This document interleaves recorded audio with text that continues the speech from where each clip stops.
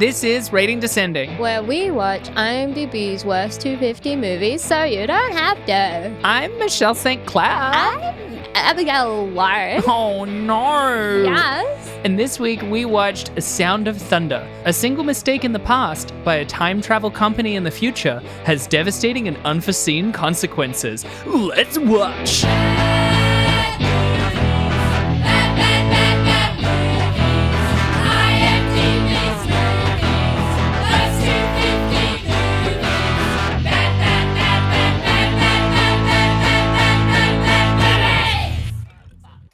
Michelle, Yeah.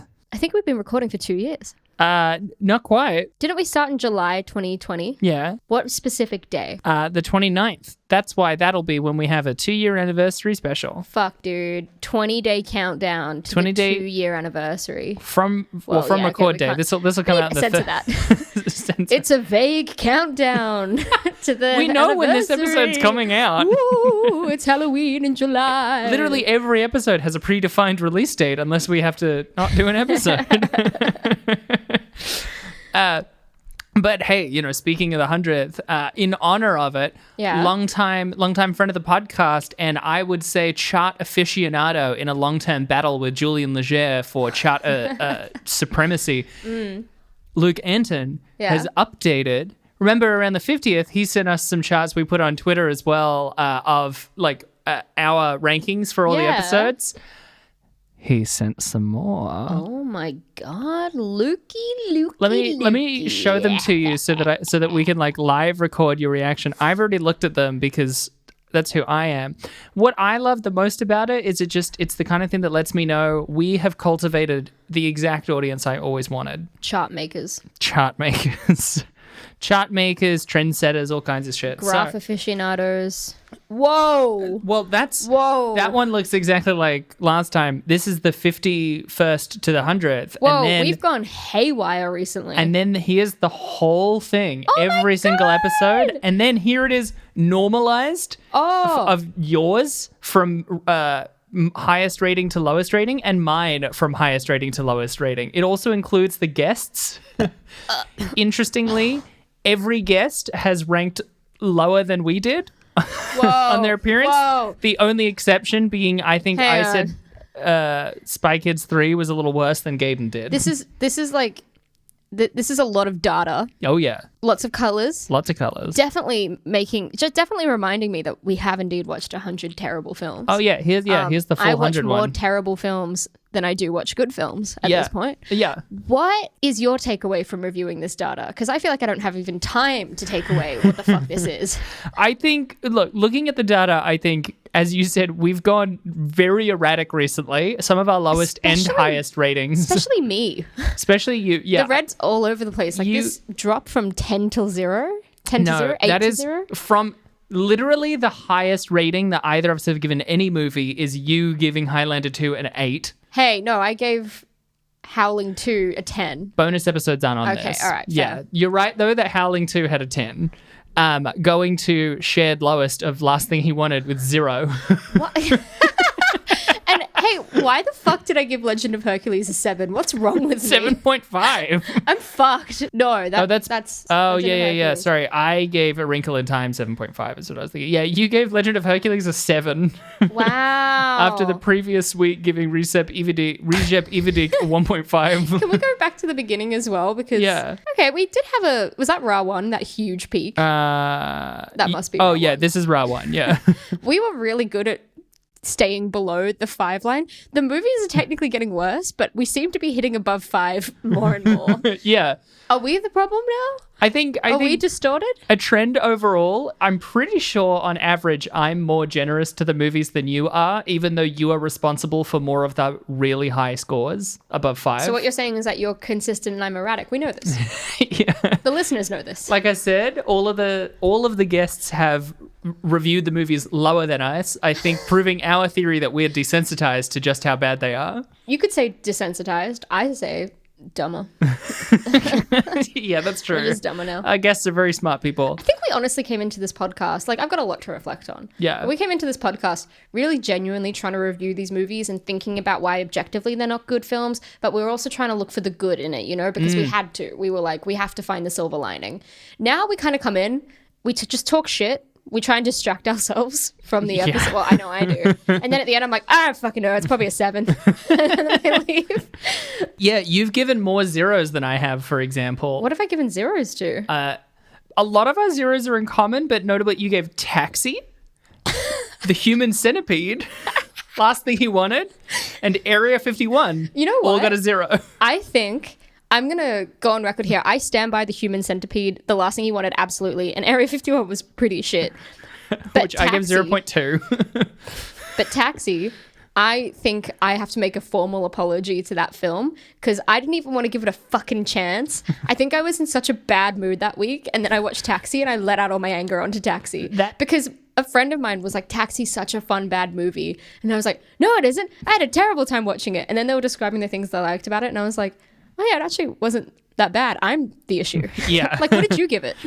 Taxi is actually responsible for the biggest discrepancy of scores at 3 full difference between it because I gave it a 3. It's probably because you gave it a fair chance. Whereas I was like, fuck this movie, fuck this podcast. I'm going crazy. With the next highest difference between our scores being Last Thing He Wanted, which you also gave a 0 and I gave 2.8. Can't believe you gave that a 2.8. And Legend of Hercules, which of course you gave... which you gave a 7 and I gave a 4.3. I can't believe I gave it a 7. What's wrong with me? Look, I gave Ultraviolet a 7, so I'm not going to judge. What did I give Ultraviolet? A 6.2. Wow. Oh, sorry. Wait, no.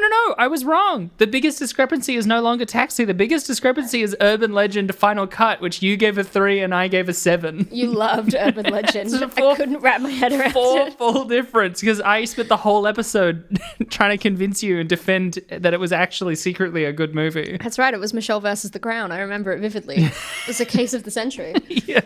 Well, what we've learned is that our standards have dropped. Mental health has dropped. Sanity's dropped. Yeah, I think for the next 50, more erratic, weirder scores. More burps. Maybe we'll finally get into negative scores. Can the chart even account for that? More above 10s. Whoa, we're going to have to break it at some point because there's going to come one day where I'm like, a 0, this movie doesn't deserve. I mean, there is the very unsatisfying break in the chart with Baze Myers where, of course, neither of us gave it a score. Oh, yeah. Baze Moir? Yeah. What did you say? Baze Moir? I think you were like, Braise Morris. That's what you said. I don't think that's what I said. I think that's what you said. You're like, Braise Morris. I swear to God. Oh, if only it was recorded. Yeah, we'll never know. We'll never know. Listeners, email us at Rating Descending if you find that Michelle said Braise Morris instead of Besoin. I'm sorry. I'm sorry that my French was See how not... sexy I sound? Besoin. Yeah, that's pretty sexy. Oh, man, I'm all bricked up. I'm ready to shoot. Man, I'm kind of splooging. I definitely view oral sex as you've got to get your head in the game and then you've just got to shoot your shot. Just so everyone knows, I didn't necessarily cut out Abby leading into that. There was just a pause and Abby just said that unprompted. Okay, I was saying this before we started recording. My theory... No, you weren't. No, not about oral sex. Let me finish. Before we started recording, I was accusing Michelle, and I stand by this accusation, that the podcast is just a long game. It's a plot so that Michelle can corner me into a room, put a microphone in front of me, and let me say outlandish shit and then broadcast it all over the world. She makes me look like a fucking idiot. I don't make you look like an idiot. I do it to myself. I do. That's what really hurts. Well, hey, speaking of Radiohead, this week we watched The Sound of Thunder. Things that really hurt. Speaking of things that make sounds. Speaking of oral sex, let's go back to it. Sorry, speaking of the pleasures you would describe as when you're receiving and giving oral sex. When you're shooting your shot. Speaking of coming everywhere, we watched A Sound of Thunder. Fine, we found it. It's the perfect segue. Unintentionally perfect.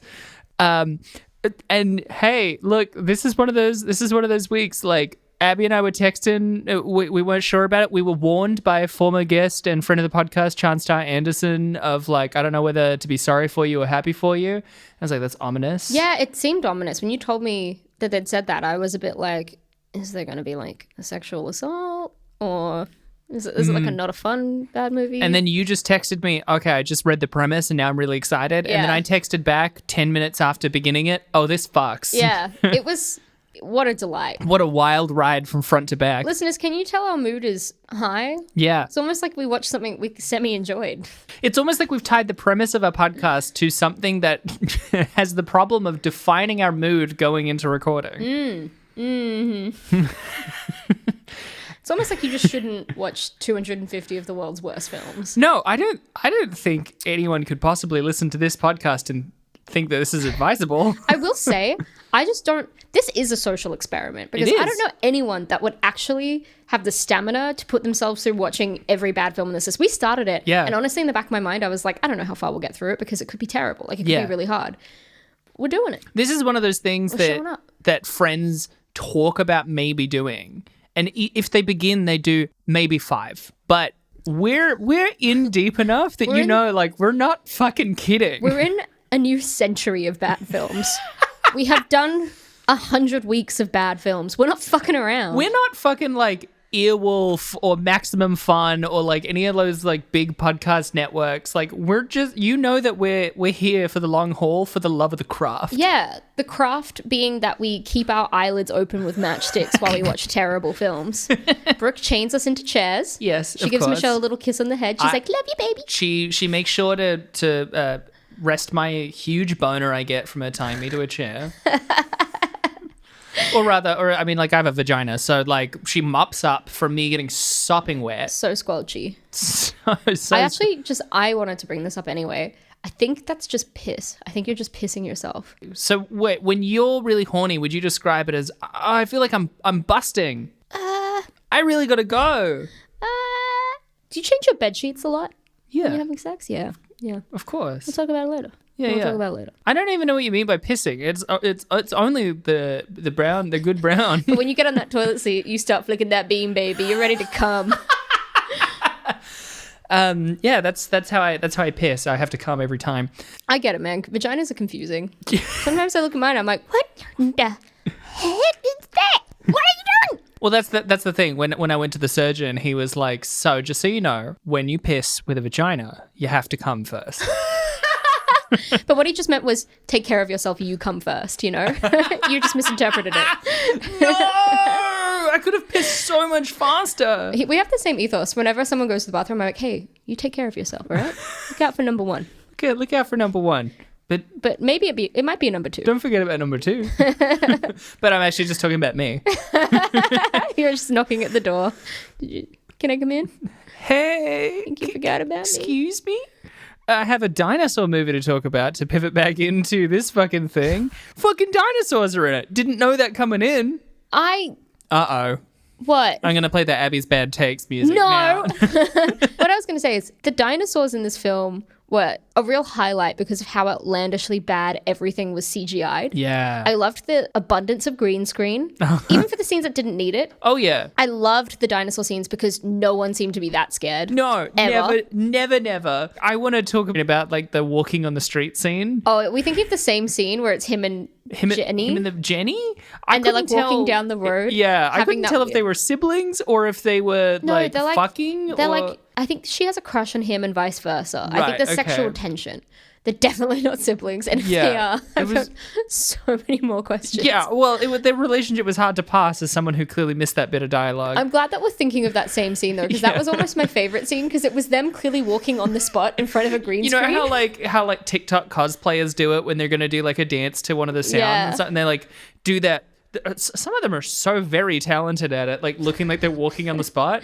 Well, this is before that art form was perfected. Yeah. And they're just sort of like weirdly ambling in one place as it like just roves past them in the worst animated, just normal New York street you've ever seen. It was like quite possibly some of the worst green screening I've ever seen. Some of the worst performances I've ever seen. I think that was like it was just tragic all around. Yeah. I was like, clearly something went wrong and they had to do this like 2 months later. I don't know how how this scene came to be. Things went wrong, let me tell you. Oh. They shot in Chile, and there was some pretty famous floods at the time. I'm so keen for the trivia around this and for you to tell me all about it, because I knew it was the kind of film that I desperately wanted to research, but I didn't because I wanted you to tell me, but I couldn't. I was thinking the whole time, I was like, I bet that fucking trivia section is so fucking good on this one. Look, this isn't going to be like an Island of Dr. Moreau or Fantastic Four going through production history, but I got some goodies. But before those, do you want to get into the overview?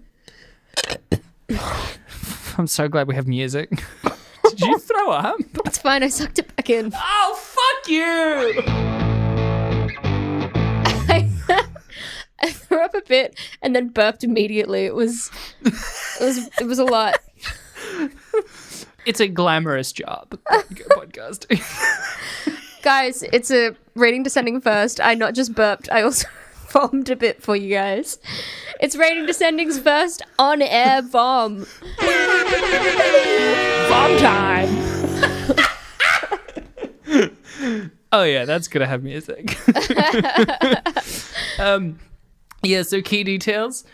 First off, this is actually adapted from a Ray Bradbury short story called The Sound of Thunder.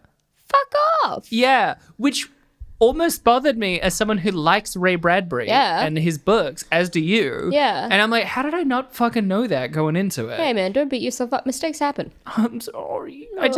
How will I keep my visage? My facade of being a smart, well-read person if it's so obvious that I did not read it? Well, I know for a fact that you also cannot read. So, no! riddle me that. You've been sucked into the time. Oh no! I would love to go one episode where we don't do some strange abstract bit where Michelle goes into this voice and she's like some conceptual being that's in some spirit realm. Come on, I gotta just look in my basket of faves. For me, I've got burps. For you, you've got bits. She chose bits, I chose burps. That's a Matilda reference, sure if I'm not is. mistaken. Anyways, this is a Ray Bradbury short story, A Sound of Thunder, where hilariously, this movie doesn't actually include the scene from the short story where they say A Sound of Thunder. And I was also going to say, is there any thunder present in the film? No, I don't think there is a single bit of thunder. I was waiting. But it's because in the short story, it's very different in that it's not this whole action thriller thing. They go back, the change happens, and then they... The change? You mean menopause? Yeah. Menopause happens and that changes the future. They keep getting hot flashes. They come back and they just observe that there's all these differences, and the guy who the main character is an analog for is really angry at the rich guy who clearly did it. And it was like, oh, you fucked it up. And then... Travis. His name is Travis. Travis. There we go. Travis is really angry at the rich guy. And then apparently he takes his gun and then you hear a sound of thunder. Right. Is apparently what I read happens in the Wikipedia article about it. I didn't have time to read the whole short story before this. I watched this today. Oh, really? I've been studying for weeks. Whoa. It took me weeks to read a short story. I can't read either. Oh.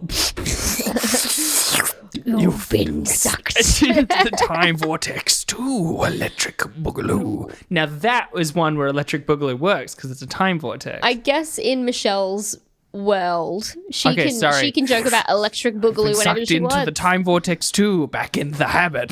That was funnier. That was way better. Yeah. Okay, my theory stands. Yeah. All right. All right. So this came out in 2005. Good vintage. It's another 2005 film. Boogeyman was 2 in a row. Wow. Boogie, Thunder. Come on. The director was a guy called Peter Hyams. Okay. Who has directed a ton of pretty good sci-fi movies and a whole bunch of much more mixed Jean-Claude Van Damme movies. Oh, fuck off! So this isn't the case of like some director who clearly doesn't know what they're doing. Peter Hyams knows how to run a fucking set. I have so much Jean-Claude Van Damme movies I have so many to catch up on because I feel like I haven't seen enough. Yeah, it was starring Edward Burns, who was apparently in a whole bunch of movies of the era, but I kept feeling like I recognized him from somewhere, and I realized it's because I thought he was the guy who like owns the restaurant in It's Always Sunny. You know, he owns the... Oh. Yeah, because he looks like that guy, right? He does. But he also looks like every brunette actor that's a leading man. Sometimes you see a famous person and you're like, oh yeah, you're professionally beautiful for a reason. And sometimes you see them and you're like, oh man, you're so distinct. You have this innate presence. I would be able to recognize you as a movie star anywhere. Yeah. And then sometimes you're like, that is a guy. He looks like a young Tom Cruise. He looks like a Jamie Bamber. Yeah, he does look like Jamie Bamber. Like four who does have different the problem of just looking like a guy. Yeah. Yeah. He's a very good actor. Yeah. Anyway, and Catherine McCormick and Ben Kingsley, most notably. Ben Kingsley is fantastic, though. My problem with Ben Kingsley is that I think he always gives it in every single role. I really enjoyed watching him in this. I was kind of like, he's too good for this film. Oh, yeah. He talked apparently a lot about how he really enjoyed being able to just fucking go for it. Oh, that's so sweet. To use a quote I learnt very recently from Kenneth Branagh, he knows how to swim in the river of ham. What? It's really hamming it up is what it's in reference to. Apparently he said that on the set of Thor. Just directing Shakespeare, man. Shut the fuck up. No. In context, I was like, damn, actually, you know what, Branagh? That's pretty good. You know what? I have to put my foot down. He cheated on Emma Thompson. That man is dead to me. I wasn't like, what a cool guy. You're a Branagh apologist. The budget was $80 million. Yeah. That's a lot. The box office was 11.7. So this didn't do well. Oh. Notably, though, I don't think I had any returning actors. Yeah. Which is very surprising at this point. This is the first and last time Ben Kingsley is on our list. Me too. For his sake. He is good. Here's the overview proper. In 2055, the company Time Safari, which... as soon as I saw Time Safari, I was so in. Same. Allows rich tourists to journey 65 million years ago to hunt dinosaurs. During an expedition led by scientist Travis Ryer, a gun failure causes panic, allowing one of them to unknowingly alter something before they escape back to the present. When they arrive back, they quickly notice a series of ecological disasters are rapidly occurring. Ryer finds out from the inventor of time travel that these are caused by time waves, ripples from the past bringing the changes with them, with the final time wave projected to finally change humans, the last evolved species. There's so much to explain. Raya, I'm just not explaining a lot of it. I feel like it's going to get things so wrong in the same way that Howling 2 got things wrong, where they went man, monkey, werewolf. Tis evolution. I forgot Same vibes. I forgot that.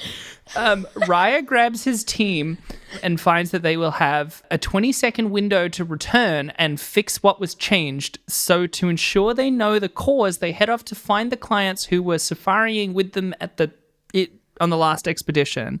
However, the time waves have brought evolutionary hybrids that try to hunt them down.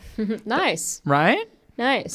What guys, these are so hard to explain. I was going to describe them as like saber-toothed liz apes. You're like, how do I describe these saber-toothed liz apes? And I was like, I guess that's it.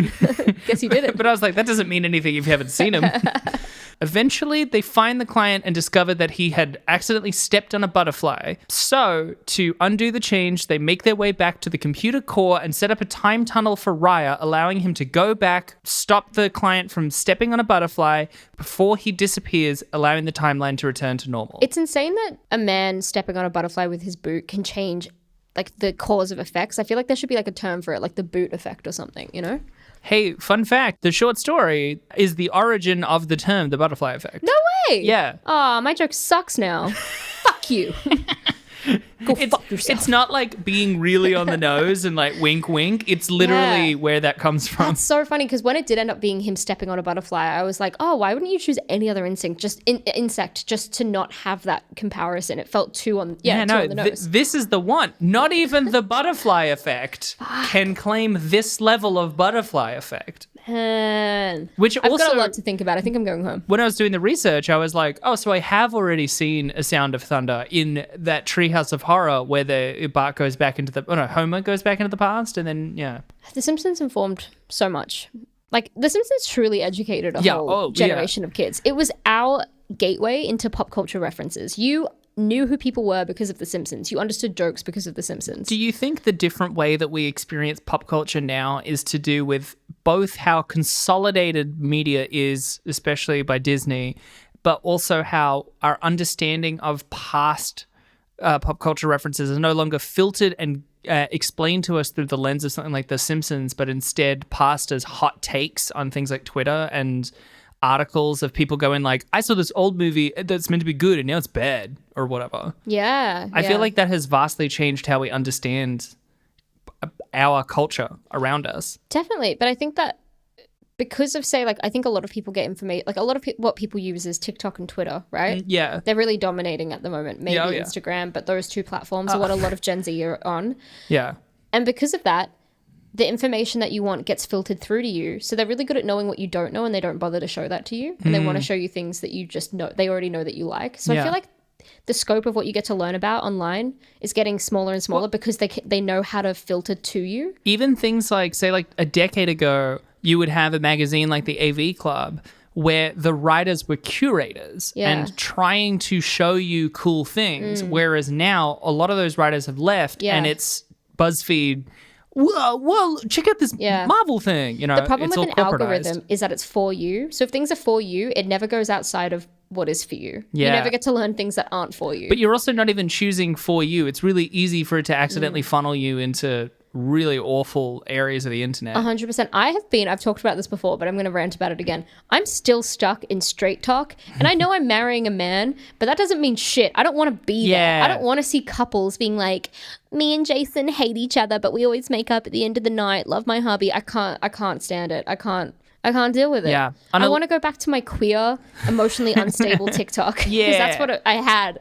On a less fun note, I've talked to my friends a lot about how, like, hey, one thing that people don't think about the internet is that the algorithm is not very good at telling the difference between trans content and transphobic content. Oh. So it is very, very difficult for me to ever escape transphobic content. Oh, no. Oh, no. Oh, no. I've been trying to get into, like, more interesting sides of TikTok. Like, I've been going out of my way to research history TikTok, science TikTok, trying to pull up cool informational videos, hoping that the algorithm will be like, all right, this is what she wants. It doesn't do it. It's just like, look at this cool nail hack. I'm like, fuck off. I want to read about torture chambers or some shit. I don't know. I want it to be curated for me. Yeah. This isn't what we're talking about. We're talking about butterflies. We're talking about butterflies, which, by the way, the butterfly itself was like the thickest, not just big, it was big, but like the thickest moth you've ever seen. Damn, shorty. What you got going on? Oh, its fucking cheeks were clapping. Fuck. That was the sound of thunder. What those wings do. But you're right. Like the whole effect of it is fucking crazy. It was also really funny when we first get clued into something is wrong because, God, the whole fucking opening of this movie is wild because it starts at 65 million years ago. You're in the Cretaceous. It doesn't look like the Cretaceous. It fully looks like the Jurassic. That's also relevant because it's there's crustacean.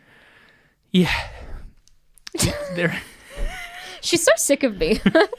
Why are we doing a podcast if you fucking hate me? No, I love hanging out with you. I just really like finishing your sentence.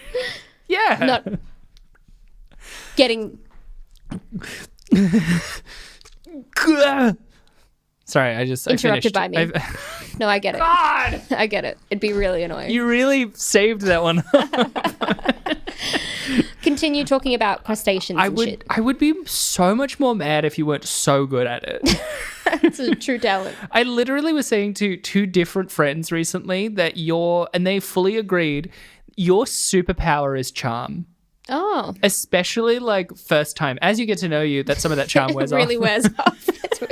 It's a real sheer layer of charm I've got going on. But you're like, turns out I'm a horrible person. When it's like a whole new group of people, your superpower is being instantly charming. And that is actually the opposite of my power. I've had many people tell me that they find me instantly not charming or intimidating or arrogant or whatever. It's only when they get to know me that they get it. But I'm really good. My superpower is seeming hyper competent, even if I'm not. Nice. I always know how to look like I know how to do my job. I just need to get this straight. Are you telling me that I'm charming on first meeting, but I get worse as time goes on? No, that was a joke. Opposite? Okay. I had to clarify that. The back half of it was a joke. Okay. You are charming on first instinct, but like when you get to know you, it's not just charm, it's just who you are. Thank you so much.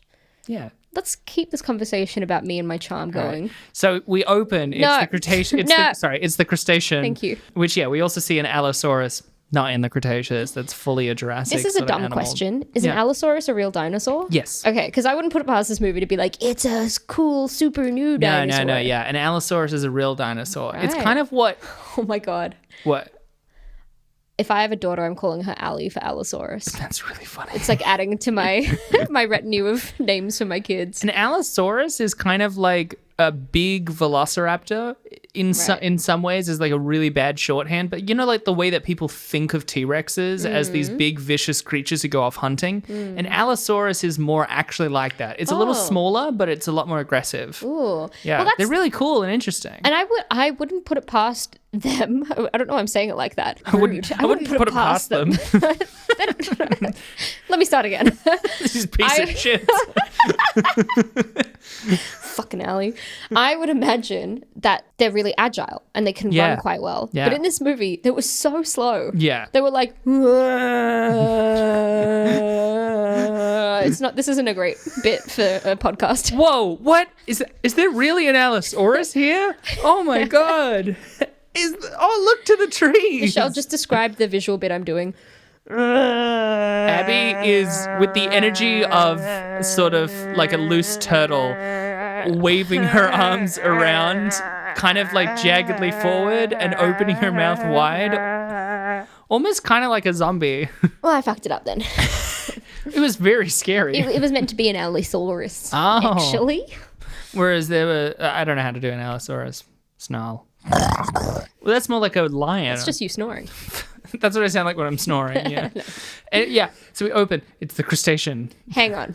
I think you mean Oh my. Crustaceous period. Cretaceous is the genuine one. Crustaceous. Don't Crustaceous. challenge me on dinosaurs. You know, When I he a was the kid, third emperor of Rome. Crustaceous.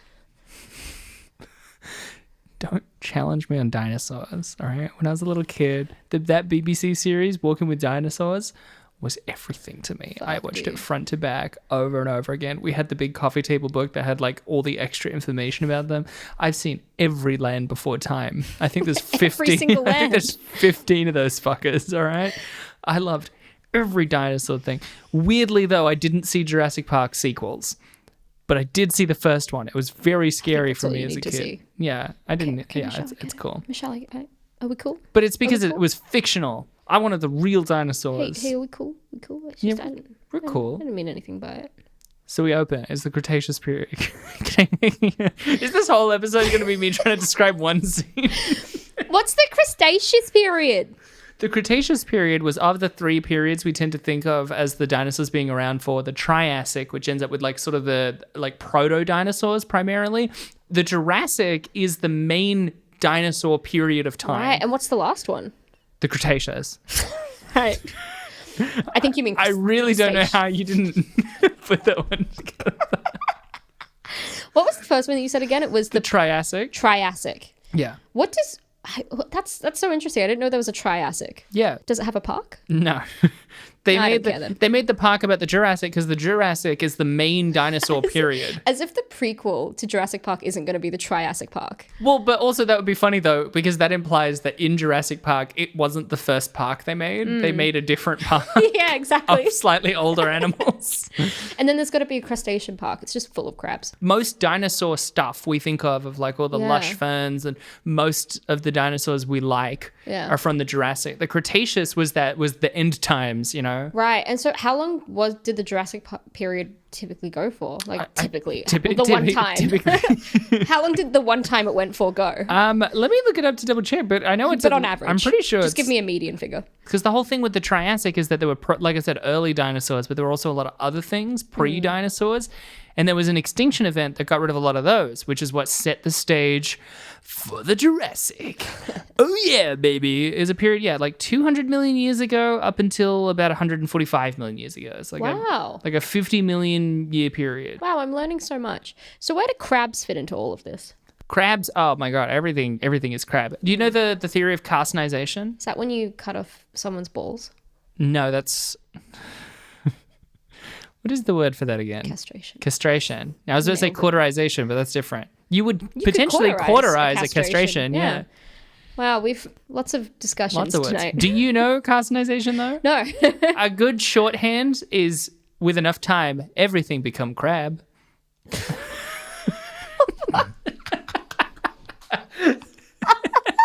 You know what? Say no more. I actually don't want to know more. I'm making the executive's decision to now finally let you continue with whatever you were trying to say. I almost just don't want to open that can of worms. I need the audience to know that I know that that's not quite right. There's more to it than that, but... I'm going to take that as gospel truth, on the other hand. Sure. Please repeat that, but don't say that... Oh, yeah, I remember hearing about that. Everything become crab. With enough time. With enough time. That's the vital It's not bit. everything become... But with enough time, everything becomes crab. Didn't recently a new crab dropped? Did it? I think so. I feel like I started asking these questions because I was trying to see how long I could stop you from continuing on whatever it was you were initially trying to say. Now I'm like, we've got to move on. You're spiraling out of control. Because what you underestimated was my desperate need to share information because you know how much... Guys, in high school, every time I had to do an assignment, right, I would procrastinate. Classic thing, especially for someone with undiagnosed something. We're working on it. But most people procrastinate by like playing a video game or watching TV or something. For me, it was looking more stuff up, just not the thing I was supposed to be looking up. I remember I had like an essay about Rome, and instead I was looking up like, why is it called Hispania? And then about like the whole Iberian Peninsula and the entire history of that. It was really interesting. And like being up until like 4 or 5 a.m. just like... I relate to that. I feel like Wikipedia can really send you down some rabbit holes. Like today I found out, you probably saw my Instagram story because it tickled me so much, that a young woman has a Wikipedia page and she is known for inspiring Lincoln to grow a beard. It's good. Yeah. It's great.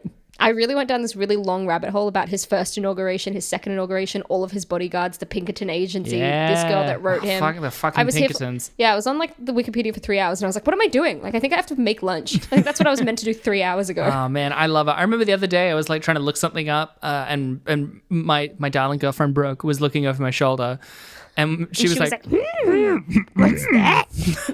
What's that, methinks? Yeah, my girlfriend Yoda.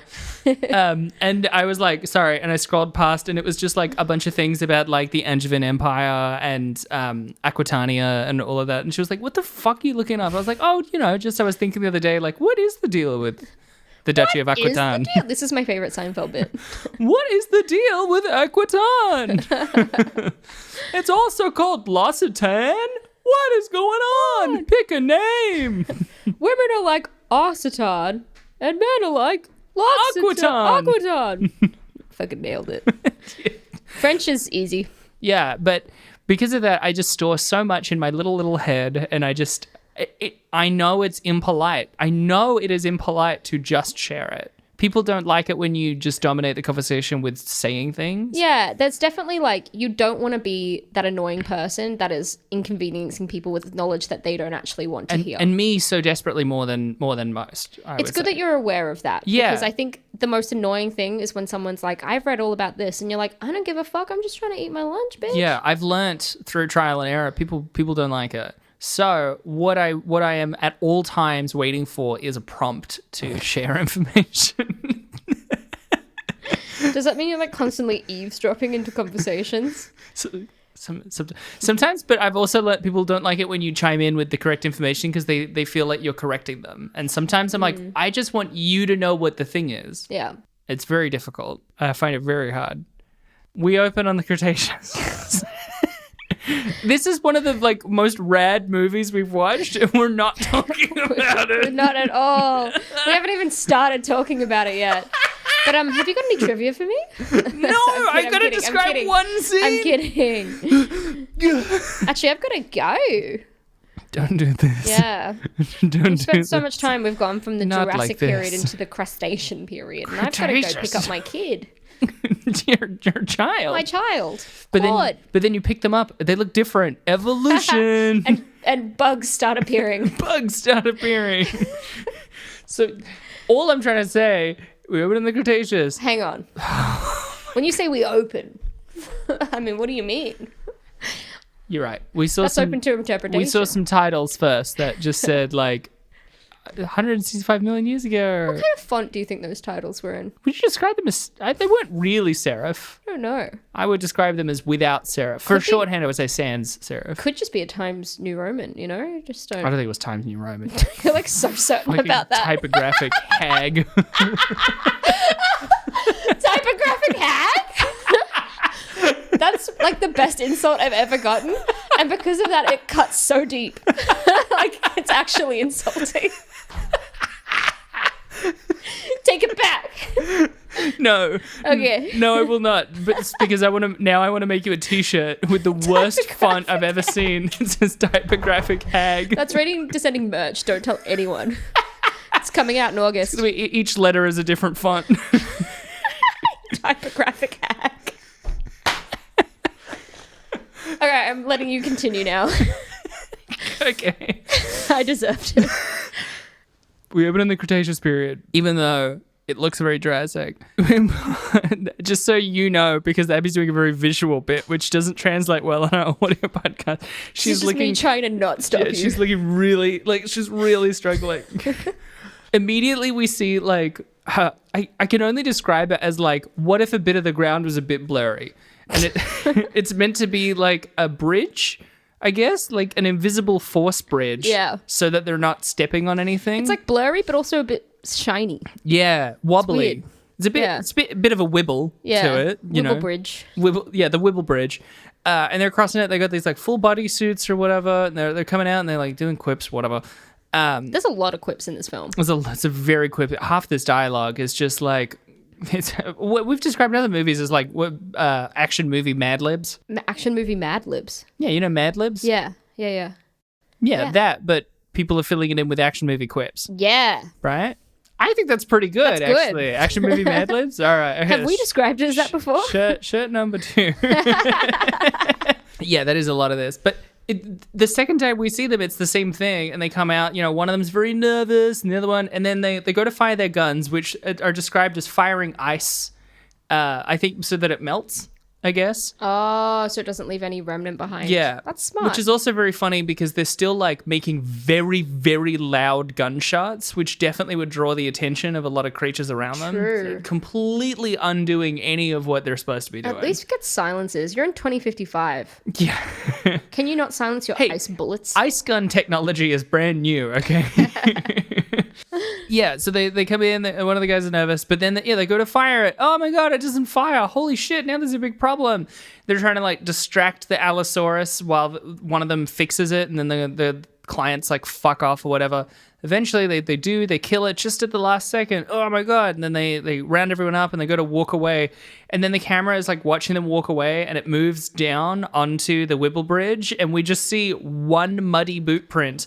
No mud before it, no mud after it, just one muddy boot print. And they make you think that the boot print will be the cause of the issue because I didn't know anyone stepped on a butterfly. Yeah. You don't know that at all. But we know it means that they stepped off the bridge. Yeah, but he didn't step off the bridge. When we see it later, it looks like he was going to slip a little off the bridge. Oh, okay. All right. Right, so he stepped on the butterfly into mud. But the thing about the fucking muddy footprint is, to me, it didn't indicate necessarily, you're right, you don't see any other mud around it. And I was mud around I couldn't tell it was a boot print. I was like, what is that? What's that stain on the floor? I didn't get it. Also, it means that why could no one go, hey, your boot's muddy? Holy shit, that's really bad. And also later they even look at a hologram of it and they're all looking at it closely and he even goes, all right, everyone look really closely for something small. And we know that there was a boot print there and none of them see it. It's crazy. Yeah. No one's mopping that weird, shiny, blurry footpath. Again, how did they get there without stepping on that foot at all? Because there's no mud before or after it. It's just one isolated muddy footprint in the middle of this hollow bridge. So stupid. I can't begin to even start with all the stupid moments in this film, but a highlight for me, there's many highlights. All of the action scenes are fucking nuts.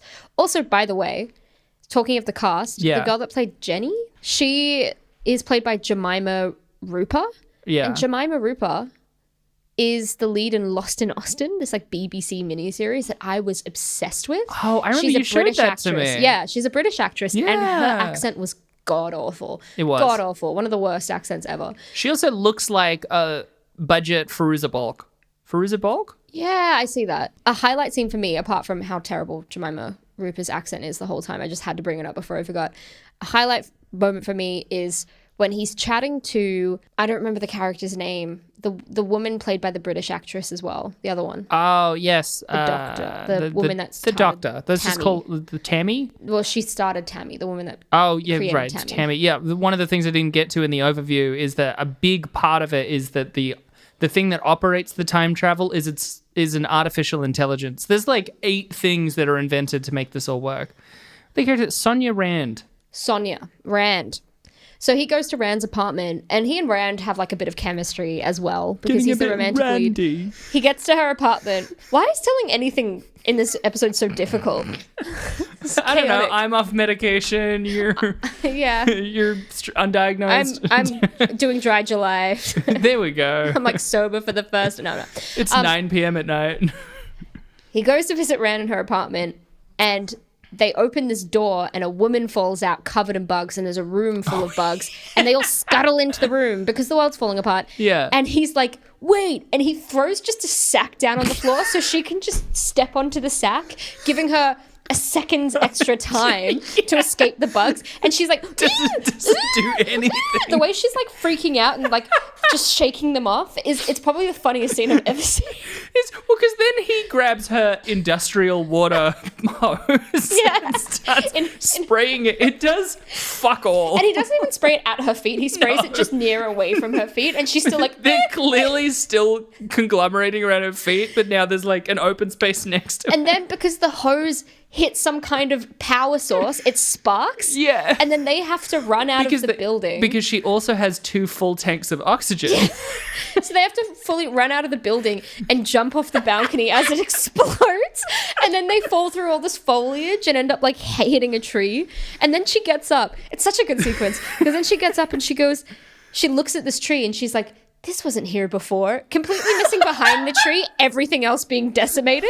Like she was clearly looking at the world being on fire and she's obsessed with the tree being here.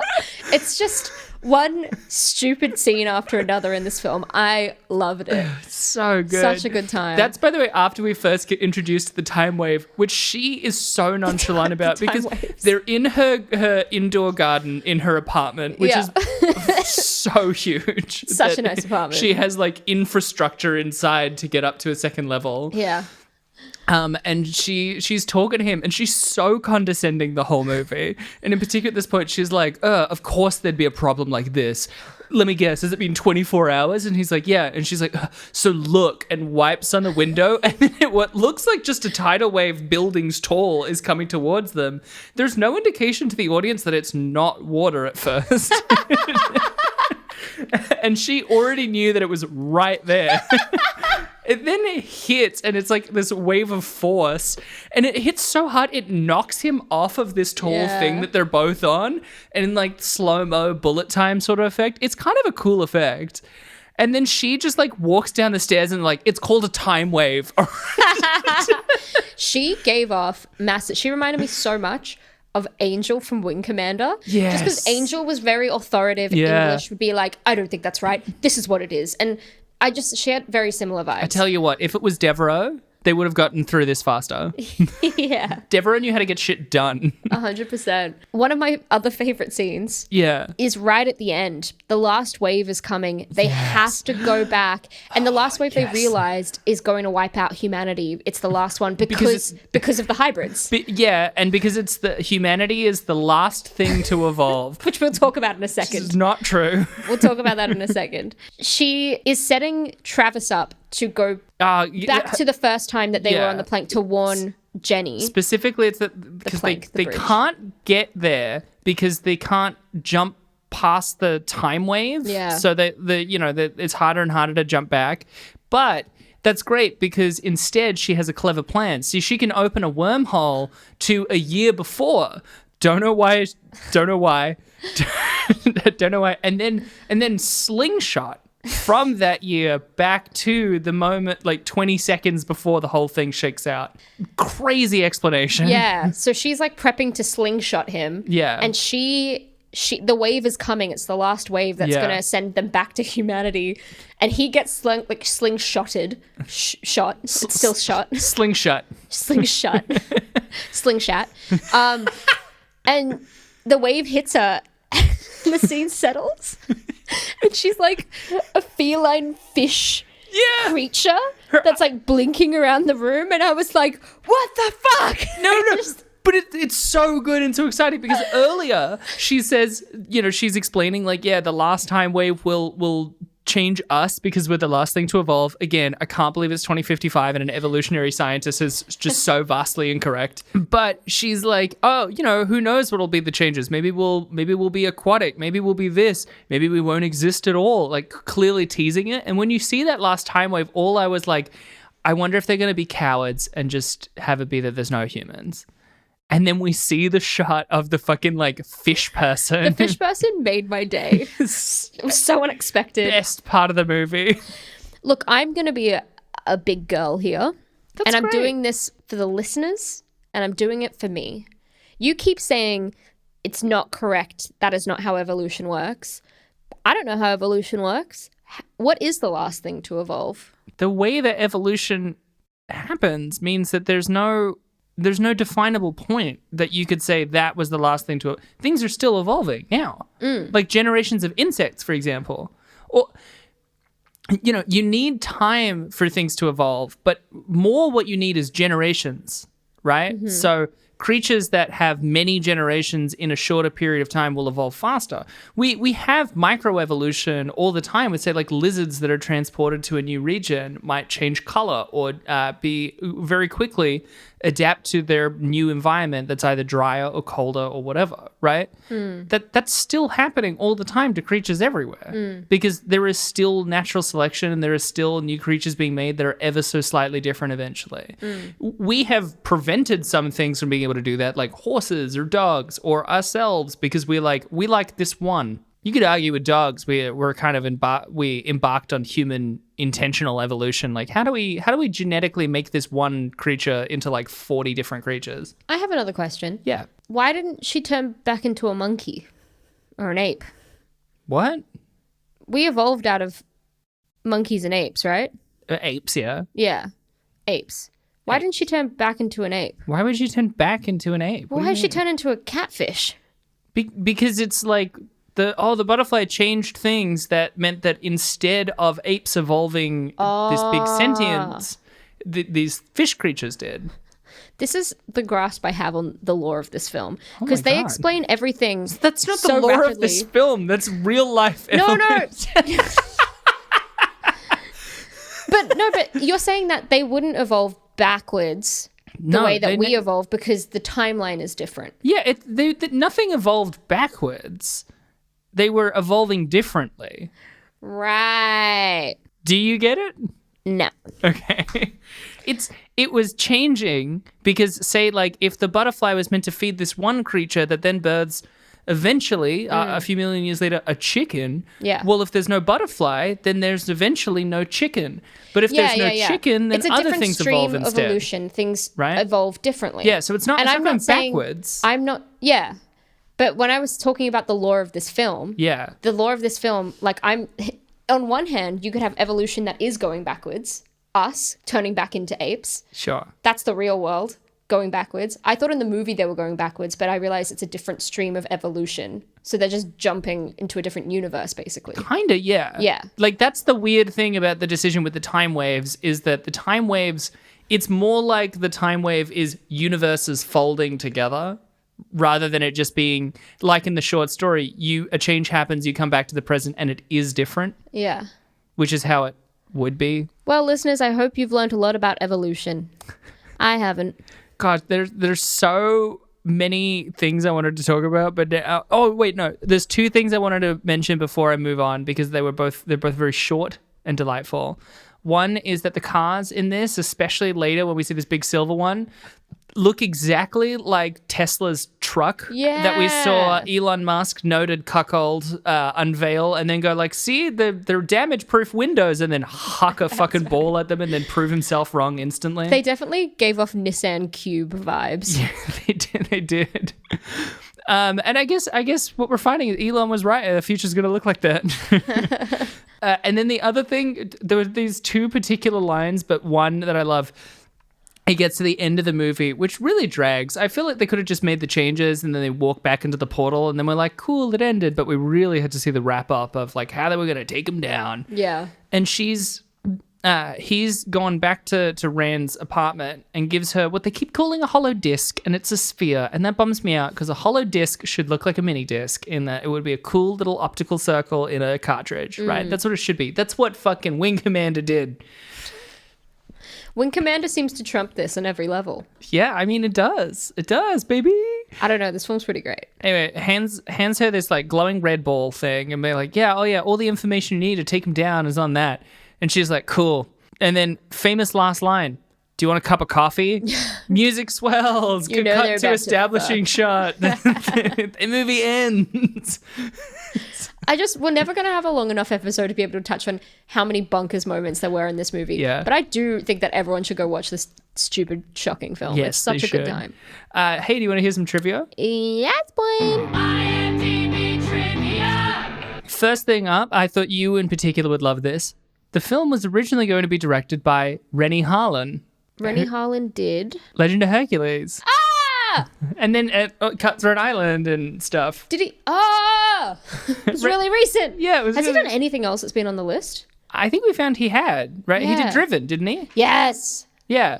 Oh my God. He was almost a 3-time director So for Rating close. Descending. That's but insane. maybe this would have been so good. Oh, yeah.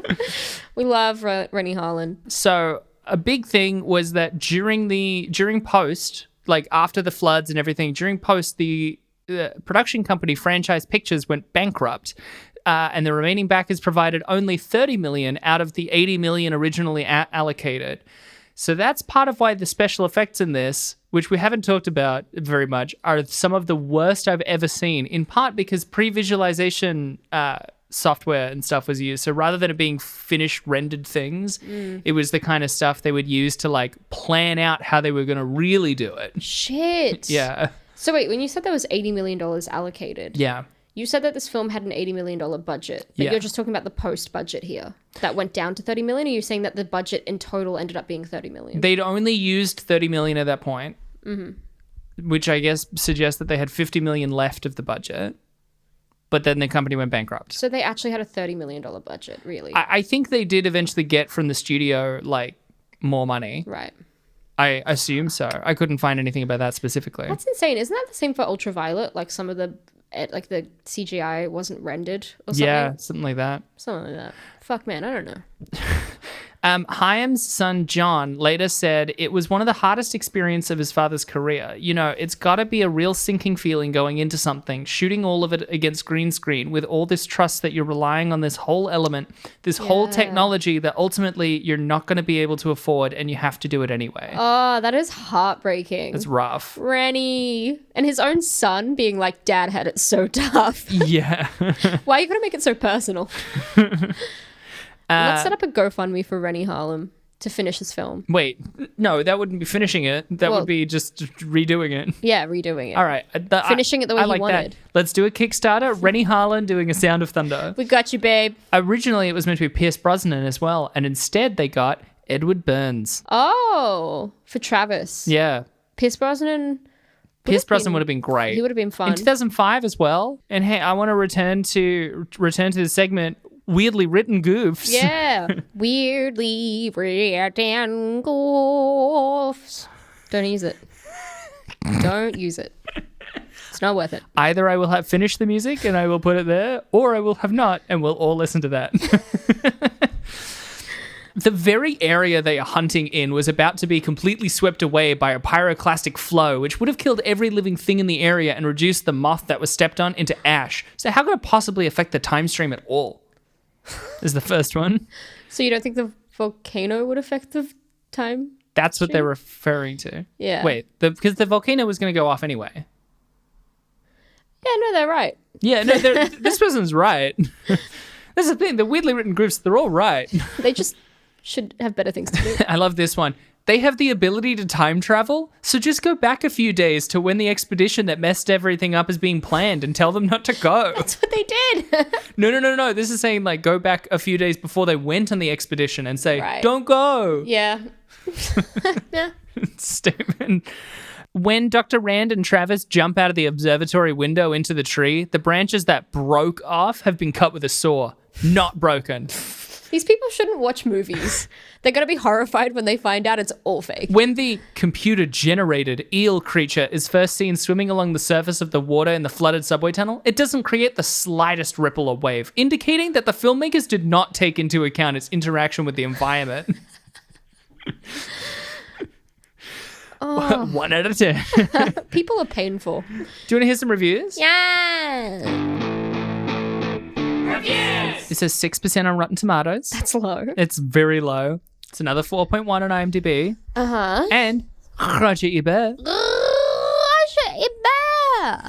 he said, while he cannot endorse it, he can appreciate it as a film that is bad because it wants so much to be terrific that it explodes under the strain. It does. It wants... We've said this many, many times before. We love films with ambition. This film was trying so fucking hard. It was trying so hard. Balls to the walls. It was trying to have a good time and be everything all at once. Wait, that's already a movie. Oh my God. This movie was trying to be everything, everywhere, all at once. Yeah.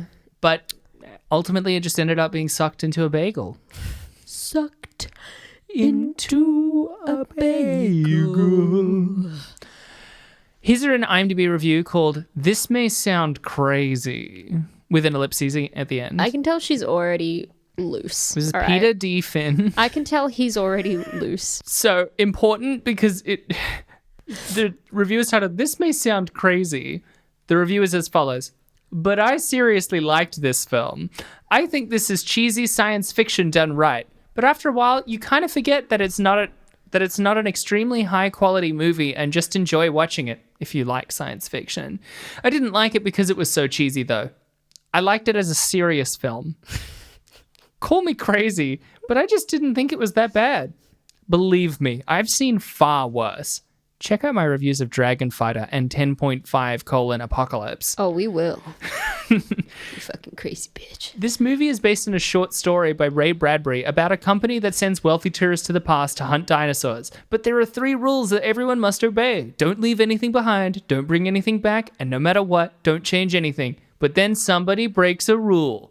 I'm going to let you watch the movie and see what happens next. I love when they 10 try out and of 10. give us a premise. The movie comes with a tagline. Also, I'm on IMDb. Yeah. There's a lot of synopsis information. There's heaps. But thanks for trying to pitch it anyway. Here's another one. Sound of a Good Movie by Richie-67-485-852. I feel like I know this guy's PIN number. Is this when the Von Trapps get to Austria? Yeah. Right. The sequel. The story is excellent and told quite well, so you can follow along and let it absorb you. And let it absorb you as you get I'm not into letting it. any film absorb me, all right? Time travel is always a good subject because there are so many unknowns and different ways to travel through time, each with different results. What? Explanations, and in this movie, consequences. The premise is exciting. One little change in the past changes the course of the future. According to this movie, if we don't disturb the past, the right now, as I am writing this, is the reality. Change the past, and this posting doesn't exist. And even worse, something else exists in this reality we call now. Adding to that is you don't remember what happened if no one corrects the error making it. Intriguing as time travel can be, enjoy also so fierce creatures that we simply do not have too much defense against and their will to live at all costs. The premise of time travel presented here is that it is used for entertainment purpose with government supervision. One wonders why it would not be used to update our history books, but that is another movie and a different time travel. Now isn't it? Get a snack ready with a tasty drink and let this be the 10 out of 10. I will get a snack ready. Thanks. Look, I love the way Richie wrote this. It was quite a ramble. It was quite a ramble. Here's the last one. I love this film. And another ellipses by Aaron Horner. when I hear there was a Ray Bradbury short story about time travel coming out, I couldn't wait to see it, and I was not disappointed. The special effects are excellent. The storyline is believable and easy to follow. This person's shooting for just absolute base level requirements. The film is also genuinely scary in parts. The movie is just plain fun. It's good to see a sci-fi film that is worth watching. The film is actually worth going to see on the big screen, which is also rare these days. I hope there are more movies coming out in the near future that can keep up with this one. Maybe we'll see a Ray Bradbury film explosion in our future, although I doubt it. This film seems to be focused a little too narrowly on sci-fi fans to win broad market support. 10 out of 10. This person's thinking about the big picture, I this guess. person's like, studio marketing? I have notes. I remember Ray Bradbury once said, he was like, I don't write sci-fi, I write like surrealism. And everyone was like, shut up, you write sci-fi. Oh my God. Shut the fuck up, Ray. I had a conversation with friend of the podcast and personal friend, Gaten Souza, about the genre of magic realism. It's just fucking fantasy for grown-ups who think that fantasy is for dumb people. I love it when people try and slap like labels and genres onto things that are clearly not it. Like, yeah. I was reading, someone was like, some people think that Pet Sounds by the Beach Boys was the first emo album. I'm like, no, it's not. It's not the first emo album. I know that you think that's an interesting take. It's not an emo album. It's not. It's just a bad take. It's just stupid. Stupid. It's literally Brian Wilson did the same thing but correctly, where he said it's not rock music because it's not rock music. He called it American contemporary. Yeah, that's. And I was like, it fucking blew my mind. Yeah. That's what it is. But some fucking edgy music critic Yeah. being like, I actually think Pet Sounds is the first emo album ever. Go fuck No, yourself. that's stupid. And that's why magic realism, Salman Rushdie is like, I don't write fantasy. Fuck you, all right? You wrote a fucking you. fantasy book and it made Iran mad. Go Get over it. Drink a coffee and stare in the mirror. Yeah, go write another fucking fantasy book. Maybe write a trilogy and grow up. Write a trilogy and grow up, man. My life motto. You typographic hag. Graphic hag still hurts. I'm waiting for the apology. We're gonna come out with a video where you're like, hey guys, just going to address all of the drama going on around that recent episode. You at Abby this point, and I have talked it through. you check the runtime. This is a 53-minute video. I actually think it all started when my dad left my mum. That was a pretty traumatic year. Whereas for me, it started when my dad was born. We opened The crustacean period. God, that was so good. So much. Speaking of things that were so good, what's your fucking take? I'm thinking about that wonderful, wonderful graph Luke did for us. Thank you, Luke. And I know my answers are erratic as fuck. I know. And that made me not want to give it the score. But I'm still going to give it the score because I'm staying true to who I am. Yes. This film was such a good time. Yes. Balls to the walls, stupid graphics, great one-liners. It was trying so hard. There was scene after scene of nonsensical bullshit. The green screen scene alone of them walking down the street, Oh my God. I would show it to a group of friends just for that. Truly the room level. This is a film that we would show on a bad movie night, you know? 100%. And for that reason, it's a 7. It's a fucking 7. 7 is so high. I would watch this film so much more than I would ever watch a good year. 7 is so high. For this. This is who I am, Michelle. So high. I wear my heart on my fucking sleeve, all right? Um, And it says 7. Look, I agree with a lot of your points. But I do agree that it's trying so hard. It is trying so hard in the way that if you had a kid and they were like 4 and they were like, Mom, I drew you a picture. And you'd be like, that's so good. You're trying so hard. But in your head, you're like, that's a bad fucking picture. Yeah. It's not very good at all. It's cute, but like, I don't know. You're not getting into art school with this. It's kind of a picture that you just kind of rip up when they're not looking. Put it in the bin. But you, no, well, I didn't say, no, that's You're not. a terrible mother. That's not. Fucking that's hell. not what, you're putting fucking words into my mouth. What are you doing? You know, like it's still badly made, and the special effects are, I think our memory is filling in them as better. Like the evolutionary hybrids, I think It's not about what's good anymore, the, like, Michelle. lizard ape things. It hasn't been about what's good, all right? It's always just been about what we enjoy now. 5.3. It's better than I think it's I a did fun go pretty time. high, didn't I? I think it's a fun time. I would watch this again. I want to show this to everyone. I texted Brooke, I wish you were here for this, and she hates bad movies. Maybe I changed my rating. I'm going to give it a 12 just to fuck with the graph. Oh my god. Put me down for a 12, Do you want wait, which do you want to be your highest though? Highlander 2 or A Sound of Thunder? Yeah, okay, I take it back. I'll keep it at a 7. I thought that would get you. And I don't want anything to beat Howling 2. Nothing's been better so far. No, yeah, nothing has been with that. We really peaked. Also, I'm still so happy with the music I wrote for it. Like, I think great. honestly, it's peak of the podcast. Great guys. episode. Yeah. Guys, if you haven't listened to our Halloween bonus episode on Howling 2, Check it out. Go back. Email us at ratingdescending. But hey, I mean, if you've been listening this whole time and you were like, you know, where you breathe hard out of your nose, which is... But you're in public, you're not going to laugh. And even if you're laugh. in private, you're not going to have a chuckle. But that's the physical equivalent of in your head going, that's pretty funny.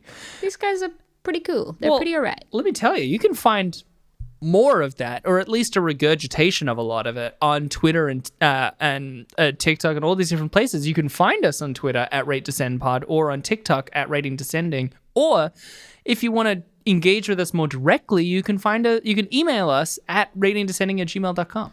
Or you can find us on our personal accounts. I'm on Instagram under Abigail J. Ward. Or I'm on both Twitter and Instagram at Michelle.St. Also, go follow No Ordinary Love on Instagram and YouTube. And also, the Blueback trailer dropped. That was the feature I was on last year. Wow.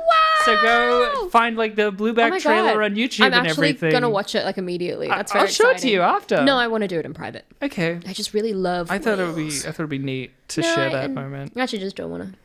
It's like a solo thing for me. Yeah, that's cool. I'm really proud of you, and I think I just need to do it alone. At least you're proud, you know? Yeah. At least you're proud. At least you're proud.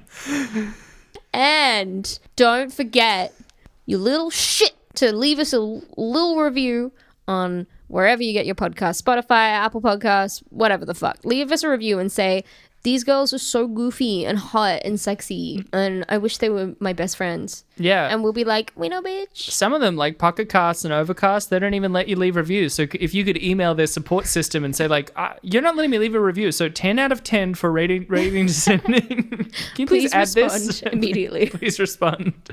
Please respond. I gave you my review. Please respond. But, hey, that's been A Sound of Thunder. Yeah. Abby, what are we watching next week? Next week, believe it or fucking not, Michelle, and this just proves to our listeners that sometimes we don't know what we're doing next week when we do this bit, and sometimes when we ask the question, one of us goes, hang on, and then we pull up a Google Doc, usually it's Michelle, and then we look through it, and then we whisper it to each other, even though we can just edit it out. Clearly, that's our process. Turns out, next week, we're watching Universal Soldier: The Return. Yeah, baby. So this must be the sequel to Universal Soldier? It is. It's the second one. Holy shit. Holy shit. Yeah. I'm excited. I'm so excited. I've heard so much of Universal Soldier growing up, and I've never watched it. So I think this is one we're definitely going to watch the first one too. We're going to have such a good time.